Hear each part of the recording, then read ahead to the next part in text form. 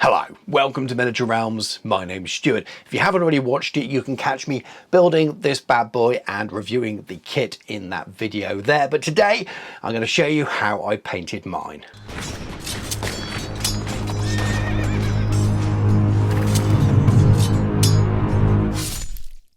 Miniature Realms is proudly sponsored by Counter-Attack Bases.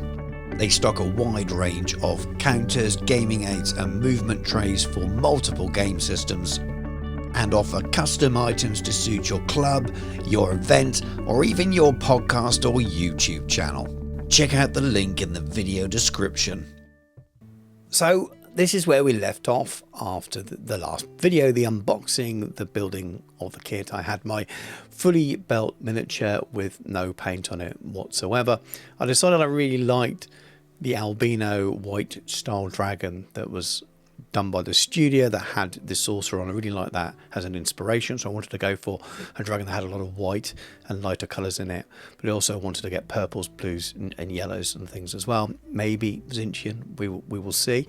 I primed the miniature black like I nearly always do, and I had a little bit of a leftover brown in a rattle can, and I tried it out recently and it's very good for doing a bit of a Zenithal. So I did a light dusting with the brown because I thought it would be a really nice base for the colours that I was going to add to it afterwards. Because of the magical Zinchian albino dragon idea, I wanted to start with a bit of a pink base rather than the usual sort of creams for the whites or greys for the whites, and that's why I opted for that brown underpaint as well. You should still be able to see that there's plenty of black showing through with that brown. That's completely deliberate. I used the rattle can because I tried it already and it went on very, very thin and very smoothly, and it was quicker than doing that stage with my airbrush. I might come back to that at some point in the future because those cans are pretty good for doing Zenithal for those people that don't have airbrushes. Obviously here I am using an airbrush and I will be using it quite extensively in this video. I make no apologies for it, it's just the best way that I find it to work. What you won't see in this video is an awful lot of edge highlighting or really advanced techniques in that way, wet blending and things like that, not too much of it. I'm going to do lots of dry brushing, lots of glazes and lots of airbrush work to try and get through the dragon and make it look pretty cool. I want something that's a real centerpiece for the table, but not necessarily anything that's going to win painting competitions, which is my usual painting style. But I do want it to draw the eye. I do want it to be a bit of a wow factor thing as well, but not take me weeks. I want to get this done in a couple of days. At this stage, I'm coming in with that really light pink, and all the colours that I'm using in this video, I'm going to hold up to the camera at each stage so you can pause the video and you can make a note of them if you're interested. And people who watch the channel all the time will know I also put a post up on my Patreon that's available for free members. You do have to be a member to do it, but a free member, and you can see all of the paints I've used, and I take pictures of them all so you can sort of grab them all in one go if you don't want to pause the video. But with that out of the way, returning to what I'm trying to achieve here, I'm trying to build up volumes of light, but using the colours. So I'm underpainting an awful lot, but building towards those top whites that I want to be part of the dragon's skin as well. Really trying to save my time and things that I normally take ages with a regular brush painting. You should be able to see here there's plenty of the black still showing through in the deep shadows, including some of the browns in the undertones as well, and then all of the pinks, and I'm building that nice Zenithal style effect all the way up to that top white with it all showing through. So there's this, as I said, this real pink undertone to it. Now the lighting bleaches it out even more, so it's probably a little bit stronger to the eye in real life than it is showing to you on the screen right now. Now it's time for a lot of dry brushing with the whites, and I'm putting so little paint on my brush here. I really don't want to capture any streaky marks at all on any of the flat surfaces. I really want to just capture the detail, and this is kind of slap chop-esque. I'm underpainting, I'm using grisaille, depending on what name you like to give to it, but essentially I'm giving all of that detail a real boost so that any subsequent layers, which are more likely to be glazes either by brush or very light airbrush layers of contrast paints and inks and those kind of things, will really show all that detail through, still acting like a filter on top of what I've already done. So I've done a really kind of detailed Zenithal here with colours built in to really take away all that time that it would take to build up all these layers individually using regular painting methods. Now it's time to start adding some of that colour I was just talking about, starting with a very light yellow here. They're thinned in my airbrush with a little bit of medium and a little bit of airbrush thinner as well. Not too much, but just enough so it flows really nicely. And I'm being really gentle at this stage. I'm just trying to apply the most subtle amounts of colour, knowing that I can build that intensity up. If I go too hard, too fast, I'm going to lose all of that lighter colour that I want to.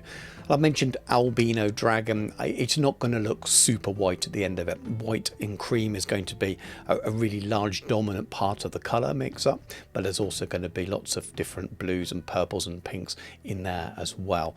And I want that all to be nicely balanced. So taking my time when I'm adding these colours is really, really important, because otherwise all that work that I've done building the white up through all those airbrush layers and the dry brush layers will be messed up. Moving on to the next colour, and it's another yellow, slightly more intense, slightly more ochre in its colouring, and I'm focusing here deeper into the shadows. It's amazing how much of this you can actually do with the airbrush at a low enough PSI, and you've got good enough control to do it. I'm not worried too much about a little bit of overspray here or there. As you'll see later on, I've got methods that I'm going to use to tone that back, but I also don't want this to have definitive layers of a line where one colour ends and starts. I want it to look like it's a whirling mix of different colours showing through under that really, really pale skin. So I'm focusing this colour, as I said, into some of the more shaded areas, and you can just see it just starts to enhance the overall effect of the dragon. Bringing some of those pinks back in now. This is a really obviously bright and vibrant pink, but I'm treating it the same way as I did with the yellows, being very subtle, making sure I'm not blasting in with really thick amounts of paint, just slowly tinting the areas. And in some areas I'm working where it's not very easy to see on the cameras, I've already mentioned, but working where the pink's already showing through. For all that underpainting, I'm just enhancing it and building out from it, working from the shadows out until the flatter, lighter areas, and just sort of doing a bit, looking at it, working out whether I'm happy with it, building that intensity if I feel it's needed, and generally having lots of fun doing it. So a slightly more intensive colour here, but in that same pink and purple spectrum, and I'm returning to those pinker areas and again focusing just on the darker ends of it, just enforcing it again, adding more to that sort of spectrum of colour, that transition from the light to the dark, and I think it works really well still at the moment. Now this is a very light, opaque, almost milky green colour, and this was a bit of a risk when I started to do it, but I wanted to add elements of a sickly colour to it, but I didn't want any vibrant greens. I wanted to look quite desaturated and milky, so I decided to try this through the airbrush. Again, always thin slightly before I add it to the airbrush, and I'm just almost sickening up that yellow area a little bit, adding a little bit of a tint or tone into it in certain areas, and I like what it's done. I like that it's a bit of a gamble, but it's worked quite well, and it will make it easier to bring in a few areas of subtle blues later on without ruining the overall colour mix of the miniature. This is again an area that will be quite risky. This is a really vibrant blue, the Talisar blue from Games Workshop. So I'm being very careful to focus just where there's already the pink and purple. Otherwise it would look super bright over the white areas. So I'm just tinting it slightly. The only areas I allow it to be a little bit thicker is on the noses of the dragon heads themselves, which feels like a focal area. It feels like an area that I could bring in different colours, and I start with the tongues a little bit and then work up to the noses of the faces as well. So we have that nice transition from a brighter blue, that Zinchian maybe colour, blending into the rest of the face a little bit later on, and you'll see this as the miniature develops in later shots. And I mentioned I wasn't too worried about overspray because I'm going to keep returning to dry brushing here, and I'm still talking about that high quality dry brushing where there's hardly any paint on the brush at all. I'm really working just on the detail, lots of directions against the detail, so I'm not getting any streaky marks. And when it's flatter areas, really light circular motions, and it just picks up that detail a little bit, again leaving lots of that airbrush color more into the recesses, reinforcing that idea of the whiteness a little bit, and I think that's quite important. So this is where we were at this stage. I'm pretty happy with the way it's going. It's working with the visions I had. Definitely that inspiration of the studio paint scheme for the second dragon they did with a sorcerer on, but a little bit lighter. Now I'm going to lock those colours in a little bit now, and I'm using a satin varnish essentially over the whole miniature, especially with all the dry brushing. As I start adding some of the later colours, and some of them will be oil paints, I don't want that paint coming off, so I really need something with a gloss mixed in. And I'm risking a bit of satin varnish here. If you are trying to follow this along at home, I'd probably recommend, just for safety, using a gloss varnish if you're going to use oils, so that you don't risk taking any of the paint back off. And this is the first oil paint that I'm using. It's a very orangey sort of brown colour, and I'm focusing just on the scales, the rougher area of the dragon armor. Now there's the studio paint scheme for this that has a nice black effect on there, and I was very tempted to do it, but I wanted to keep it slightly different and keep that sort of different color to the dragon itself, and move away from anything ultra dark apart from his black eyes a little bit later on. So I thought I'd risk it and try this, and I'm pretty happy with the way it came out. So I'm allowing it to run into all the recesses. The nature of the oil paint allows it to do that more, and that little bit of stuff you're not seeing on cameras all the while through this. I had a bit of sponge and I was going back and dabbing it away off the top surfaces. You can wait till they're almost fully dry and take it back off with a little bit of artist base thinner with sponges in the same way. But again, I was being a little bit careful. I didn't want to take any of the white paintwork off, so I was sort of dabbing it away as I went and just taking away the intensity on those higher areas and allowing it to rest just in those recesses. Not only will it shade, it'll also make it look a bit sort of dusty and weathered as well. This part of the dragon is the toughest part. It's armor, and I want the kind of have a rocky look to it, like it's been ancient, been around for years. It's going to have dirt and things in the ingress, whereas the fleshier areas maybe look a little bit softer and a little bit lighter, and that's all those pinks and purples and whites and things. And this is what it looked like in the morning. I was able to leave that to dry fully overnight, and it gives you this really nice dry and matte effect in all of those recesses. Exactly what I was after, and I haven't got anything really dark and black on there. And it's back to dry brushing again, mostly focusing now on the armored areas. Anything that looks a little bit too light, just the lightest tickle, catching the edges of all those spikes and all those sort of crenulations and things on the dragon's back and armor.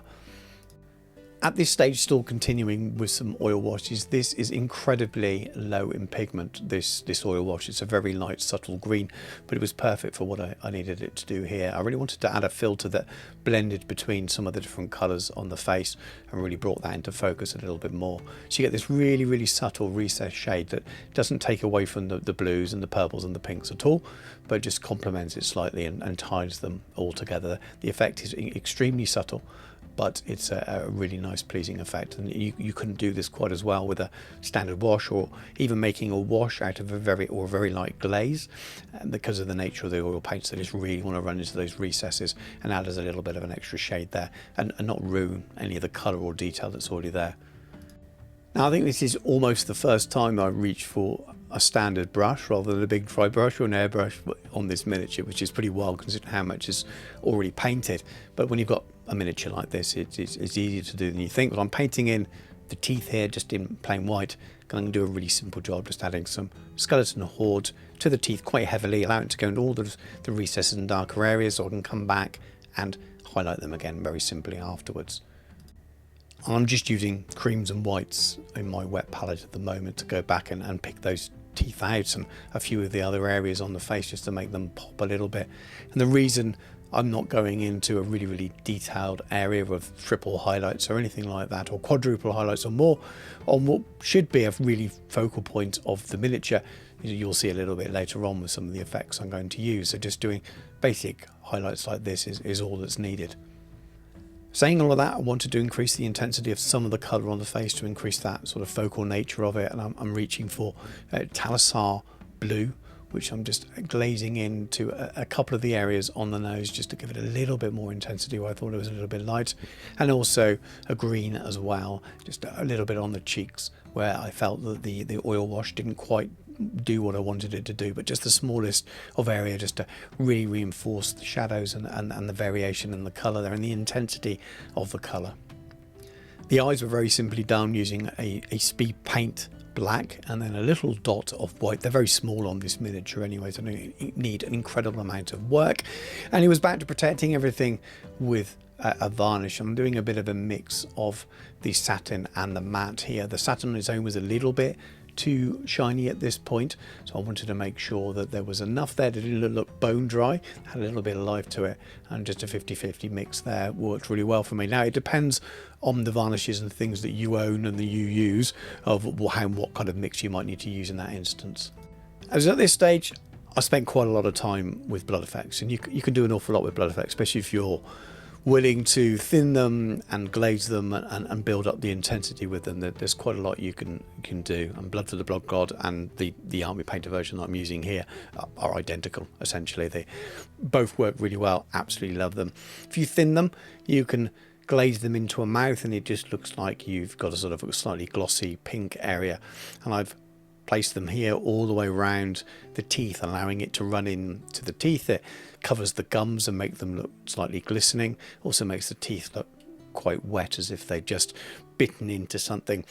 If you apply it in a cut like this quite intensely and then get a little bit of water on your brush and feather it out around the edges, it looks like a very fresh wound, and it's so easy to do. But adding water to it and feathering is so important if you want it to look realistic. You only want to build up that intensity in certain areas or in deep wounds or something like that. And you can do so much with claws like that, slowly stippling it on, go back, feather it out with a bit of water, and then once it's dry, stipple more on as well. So you get these kind of layers of gore, really, and you can mix it with super glue and Yoo-hoo glue and things like that and get all kinds of cool effects as well, which I'm not doing here. I'm a really big fan of the kind of look that you see in films like The Thing, that kind of body horror effects. Not, you know, I like those films. It's not the only films I watch, but I really like the artistic side of them and the way it can look. And it's very tempting with something chaotic like this, something that's, I think, got a slightly scary colour to it. You know, traditional dragons being blue and red, of your sort of nice high fantasy. When it's a colour like this, when it's kind of semi-albino, I think it seems a little bit more gross and sinister, and I wanted to lean into that. Now, it won't be for everyone. Some people will like this and prefer it without the blood effect on, but I really wanted to build an element of horror into it, and for me, chaos is like that. I like the sort of grim, dark and dirty, horrible, scary idea of chaos coming from the north, and this is kind of what I'm leaning into a little bit here with building up with some of the blood effects on the wings here. I wanted to look like something you'd see in a horror film, maybe even something you'd see in films like Stranger Things recently. There's some really gross bits in that as well, and I'm afraid I do like that kind of gross element. Here I've thinned it so much with some medium that I'm glazing it onto the flatter areas of the wings, allowing it to go around the veins and things, and again it works like a glaze. It leaves a slightly glossy effect on there as well, so you get this kind of wet, sickly look. There's just so much you can do with a blood effect rather than just sort of splatter it on. In the final few stages here, I'm sponging it on using an old bit of packaging sponge from a miniature here, and just dabbing it on, spreading it out across the wings. I don't want that really intense area of blood through the whole of the wings. I wanted it to sort of lessen as it got further and further up, as if it's been encased somewhere and woken up by its chaos gods, and as it's spread its wings, its wounds are opening up again, or something really grim and disgusting like that. I haven't fully worked out in my head. Maybe I need help. Always looks good to have a little bit of fresh blood managing to find its way into some snow effect if you've got it as well. It's a lovely thing to do. It looks really good. Now, if you want to know about the basing and things that I do, I'll pop a link into a basing video I made. That's probably the best way to cover it. It's the same basing method I've been using in multiple of my Chaos Army painting videos as well, so I'm not going to cover it here. So this is the dragon done on his own at the moment, and you can see how he would work without a rider and just use as a chaos dragon like that. It's absolutely perfect if you want an alternative Garak or something like that. Really nice. Obviously I have painted the riders as well, but I'm not going to cover that in full detail in this video for a number of reasons. One, I've very recently painted some of the new Chaos Warriors. I'll pop a link in the video now, and you can probably follow those videos as a much better way of seeing how I've painted the riders here. I can cover it in more detail without doubling the length of this video. No one needs to see another 20 minutes of me talking about how I painted something when there's already a video very recently, only a couple of weeks ago, explaining that. There are a few subtle changes here or there, but on the whole I followed the methods that you could see in those videos. There are a few subtle differences along the way. The Chaos Warrior, the Chaos Lord, I painted in a kind of brass armour. I did a version of that on Friedel, the miniature when I painted that. So if you go back and search for that video, it will give you a recipe for that if you're interested in that kind of thing. But the finishing touches really are the same methods, as I said, you've seen in recent videos, adding the blood to some of the little trinkets and things that are hanging down from the back of the howdah or the saddle or whatever you want to call it, that fits onto the back of the dragon, having some fun painting some of the new runes into the spell book, which at the moment isn't glued to anything. I've managed to sort of put the saddle on and it clips on fairly well, and then I'm out for a game, and then when you clip it on the riders afterwards, this tucks in nicely underneath this sort of the saddle for the sorcerer. I don't know how stable it would be if I was playing a game and whether it would annoy me to keep falling out, but we will see. At the moment they are not glued in, so I've got the complete option of how I set up the dragon.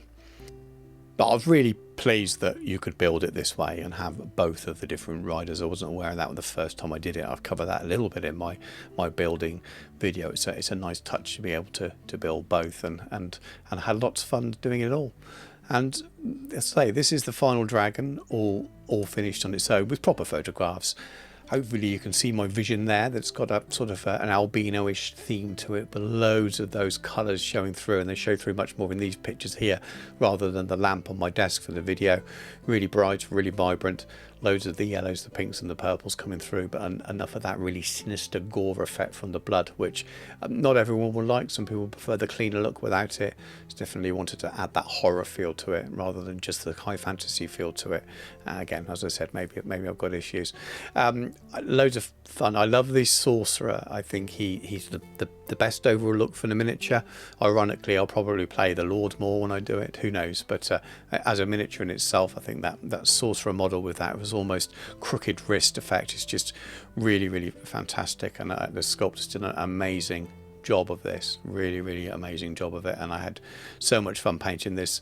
Probably the most fun I've had painting a large miniature in a very long time. Really enjoyed it. So do let me know in the comments what you think, whether you would have done anything different. I'm always open to tips, and there's loads and loads of better painters out there that will no doubt see these videos and things, so always open to suggestions and things. But overall I'm pretty happy with it. As I said, it's not a competition piece, it's a gaming piece, and I think I was able to find the balance between making it look striking and in it taking an inordinate amount of time, which would have been a bit of a problem, because the time is something I don't have at the moment.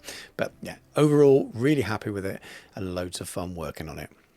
Thank you very much for watching. Hope you enjoyed the video, and if you are still watching at this stage, thank you very much. And if you could like the video, drop a comment below, even if it's just a thumbs up or something like that. It really does help the video get shared to other people by the YouTube algorithm. Subscribe to the channel if you haven't already done so. If you're new to this channel from this video, there's a whole host of content from many different game systems on there, but loads and loads of Warhammer the Old World is definitely the main focus of the channel. And it's not just all hobby and modelling as well. There's discussion, there's a podcast called The Old Worlders, there's reviews. I'm very lucky to get this stuff early from Games Workshop and most of the time as well, so it's very cool. So do join in with the channel and make sure you don't miss those things in the future. If you'd like to support me even further, I've recently switched on channel memberships. If you don't want to have to join Patreon and things like that, it's a really easy way of giving me a little bit of money each month to help me with the costs of running a channel, all the things that go into that, all the time it takes to make videos like this, especially the painting videos.